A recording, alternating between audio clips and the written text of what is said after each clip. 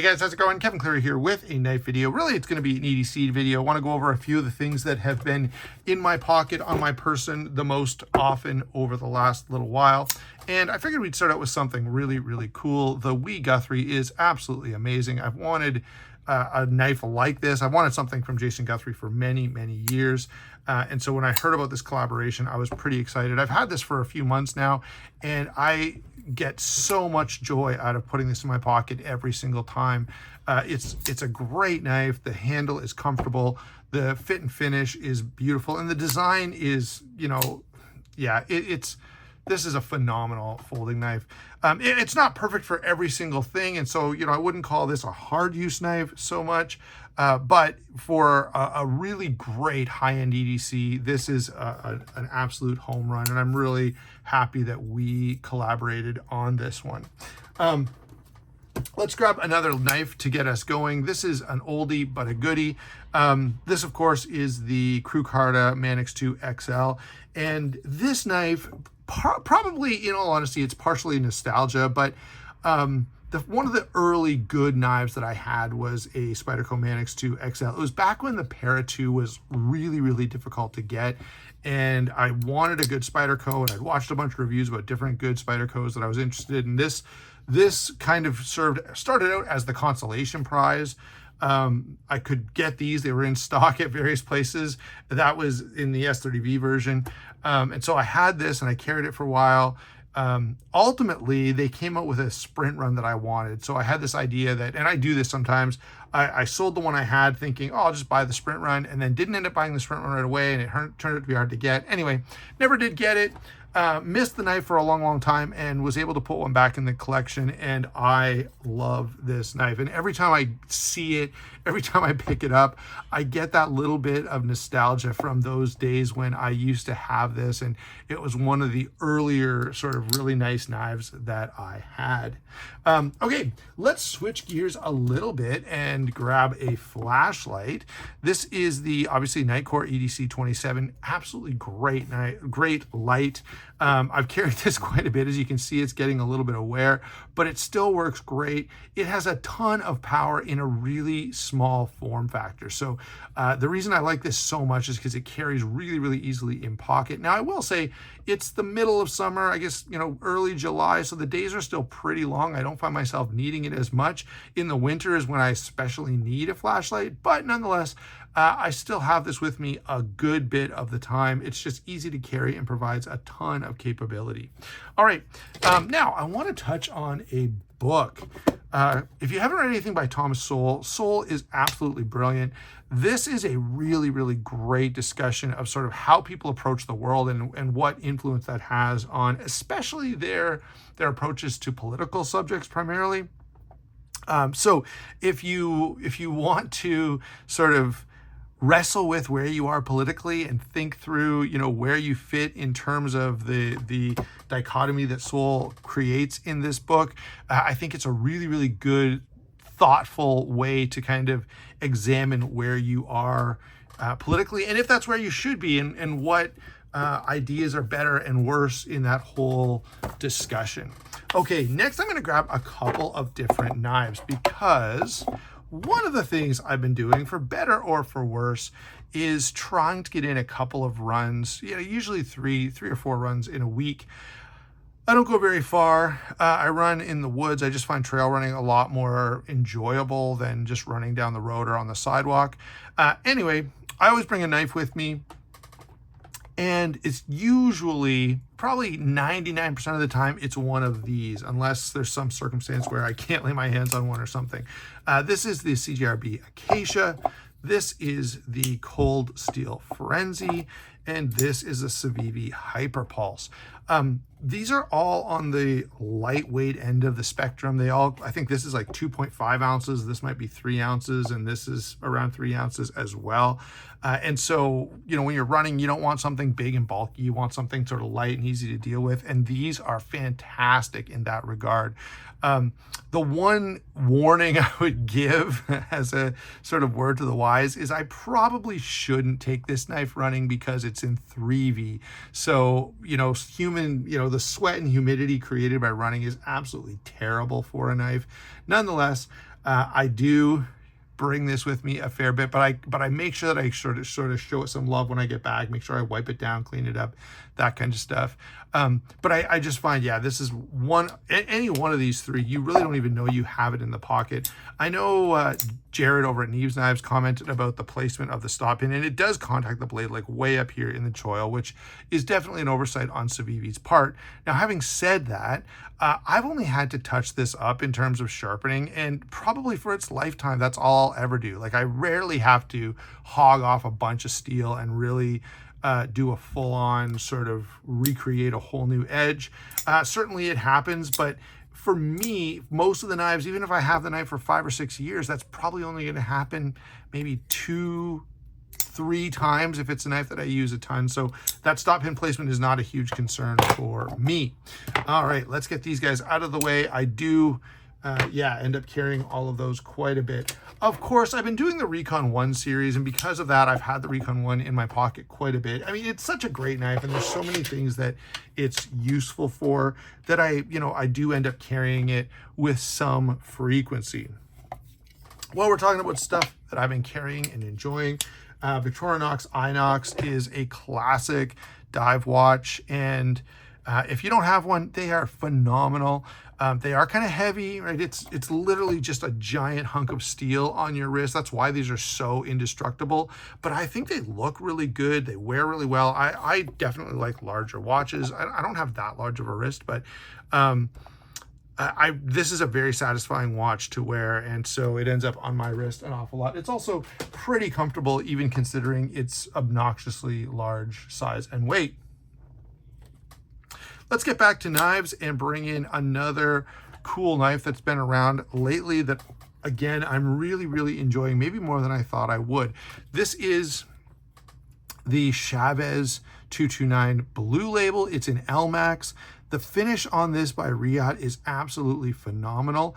Now, these come with a different clip, and also they have the opportunity or the option, I guess, of going onto the Chavez website and doing a bunch of different scales. So you could buy this in like 3 or 4 different scales and kind of have a different color knife all the time. The other thing that I've done is I swapped out the bearing pivot for a phosphor bronze washer, and I really like the feel of that. And to me, it upgrades the overall utility of the knife because it becomes a little more of a useful cutting tool done in a really high quality steel with great edge. And yeah, so to me, that's a substantial upgrade. I know some people will be like, what are you talking about? You took bearings out and put washers in, but I like the feel of it a little bit better. And certainly I like the reliability as well. All right, next up, I've got to throw in a small fixed blade. This is the TRC K1S in the apocalyptic finish with the brown sort of micarta here. I love this knife. This is so gorgeous. Even with the sheath, I find it fits in the pocket reasonably well. I've carried this mostly on a belt, but I'll admit I've carried a couple days without a belt. I just drop it in my pocket. I have also carried it in my bag a couple times, which is slightly different. It doesn't, I don't know if that exactly counts as EDC, but gorgeous knife, very useful, very comfortable in hand, and beautiful. I'll give it that as well. So that's been a frequent traveler along with me. Let's switch to another book. I don't know how you guys feel about the books. Let me know in the comments down below. Obviously, not everything that I read is going to be appealing to every single person watching this, but that's okay. The Surprising Rebirth of Belief in God from Justin Brierley. Justin Brierley hosts the Unbelievable podcast, and he's talked to so many atheists and a number of other primarily secular thinkers. I enjoy his podcast quite a bit, and I've been curious about this book for quite a while. It's not a super new book, but some interesting things have happened, and Brierley sort of shares the changing convictions of a number of popular secular thinkers, and some that maybe aren't so popular as well. But if you like Douglas Murray, Jordan Peterson, even Richard Dawkins, Brierley has talked to all of those people and shares some interesting stuff in this book. So Pretty enjoyable, highly recommended read, especially if you're interested in those kinds of things. I've got another carry knife here. This is the Love Them Knives collaboration with TwoSun, the Vandal. And I have to say something about this, guys. When I first posted about this, I expressed a little bit of frustration that it had some blade play, and it did go away. Now, I will say I took this apart, I took the spring and I just stretched it out a little bit so there'd be a little more pressure on the button.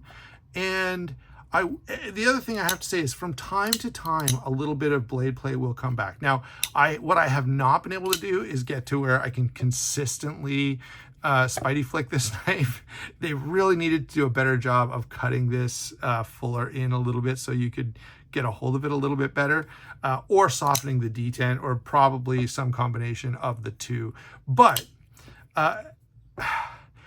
I've been carrying this a little bit more because I want to do the follow-up review. I did a first impression and I want to be able to say a little bit more about it. And I have to say, I've been enjoying this an awful lot. It still has a lot of the same issues that I brought up in my initial thoughts, and I'll address those things again in the full review. But I don't know, this knife just agrees with me for some reason. I think it's just the size and the feel in hand and the blade steel. And it's also very fidget friendly for a large knife to be something that you're going to play with for prolonged periods of time. That's not normal, and this one really kind of offers something a little bit different in that regard. All right, a recent acquisition that has got to be one of the best things going out there. This is the Kunwu Gringo. It's in S390 steel. I think in my first impression video, I called it S90V a couple of times. Obviously, you know, pretty obvious mistake to make. They sound very similar. If you've said S90V like a million times the way I have, it's pretty easy to let that slip of the tongue happen. But this is a beautiful, beautiful knife, extremely well made.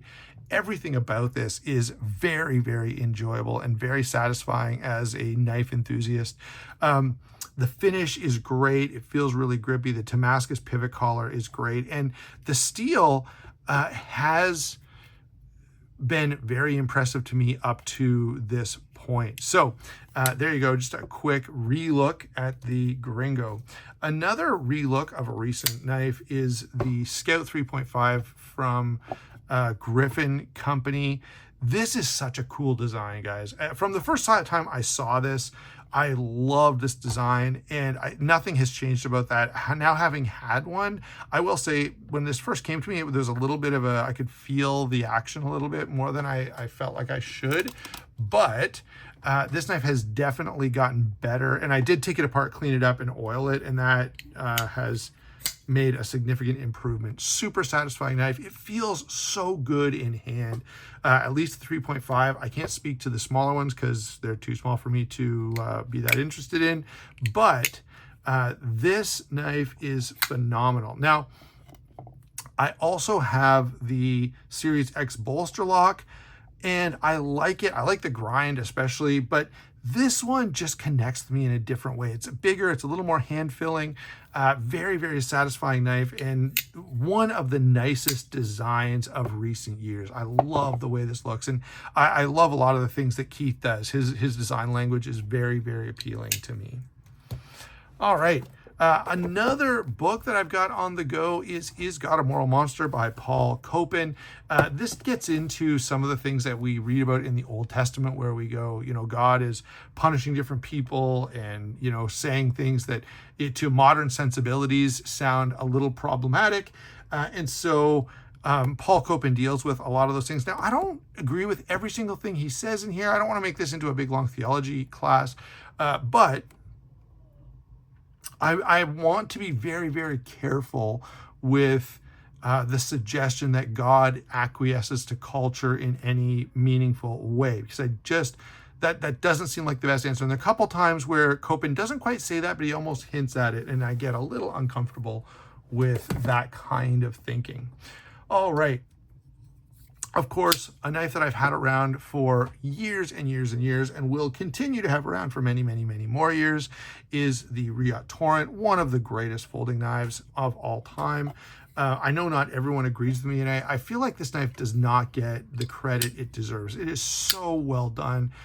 It's a great combination of really high-end fit and finish, really good design, but also this is a very tough, durable cutting tool. We've got dual row ceramic bearings in here. We have these blade stops that slash thumb studs that interface with the handle of the knife such that you end up with that sort of triangle shape that I've talked about in different videos, and other guys have talked about it too.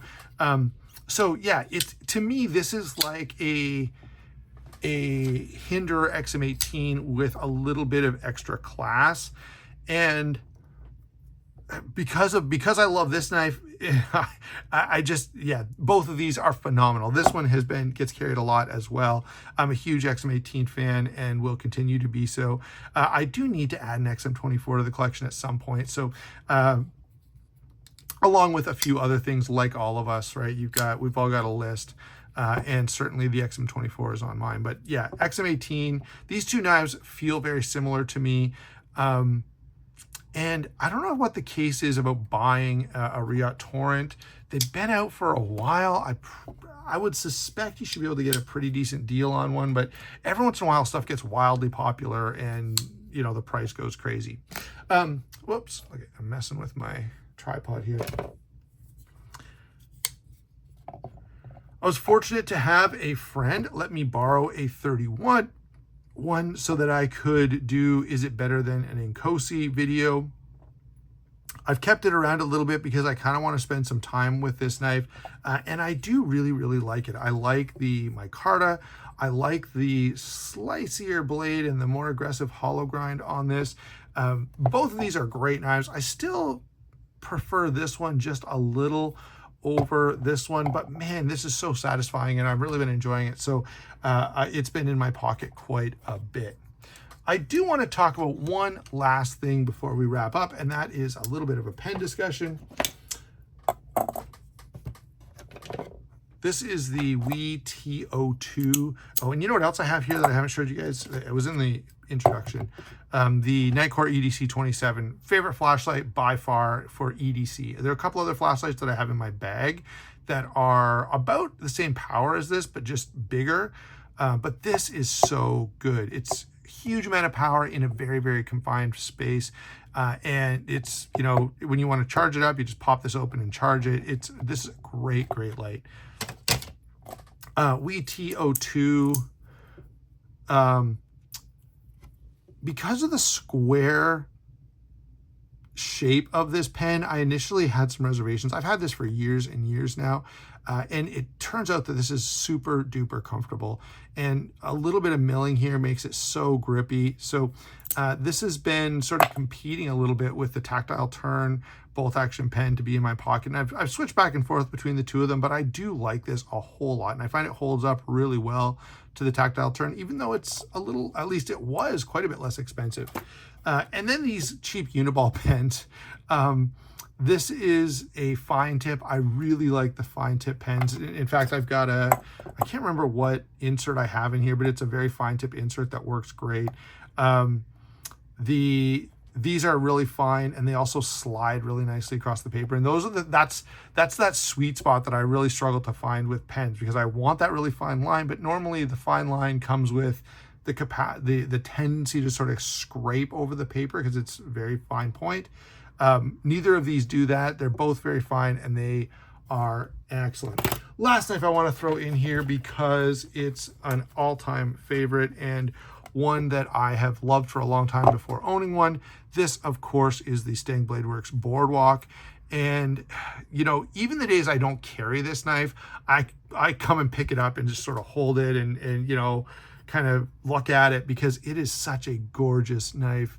The design is perfect. The comfort, the ergonomics is perfect. The blade shape with the milling line still left in is just, everything about this knife is phenomenal. So there you go, guys. That's the stuff that's mostly been on my pocket, are in my pocket, on my person in some way, shape, or form. Let me know what you think down in the comments below. If there's anything that you strongly agree with, strongly disagree with, I would love to hear about it. We will talk to you soon.